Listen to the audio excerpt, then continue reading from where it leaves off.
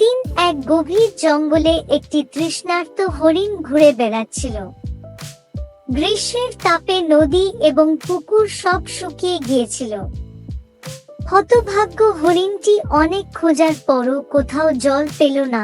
একসময় দুর্বল হরিণটি একটি ছোট মাটির পাত্র দেখতে পেল, যার তলায় সামান্য জল ছিল।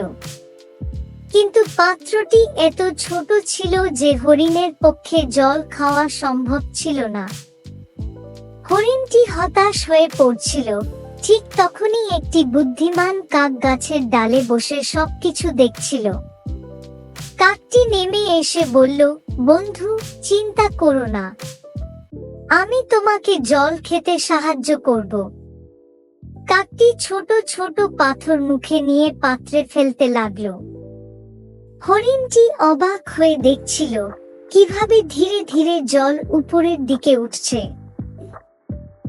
কিছুক্ষণ পর জল পাত্রের উপরে চলে এলো, আর হরিণটি স্বস্তি নিয়ে জল খেয়ে নিল।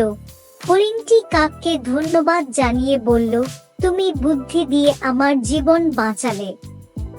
তুমি ছোট হলেও তোমার জ্ঞান অসাধারণ। কাকটি হেসে বলল, বুদ্ধি দিয়ে সমস্যার সমাধান সবসময় করা যায়।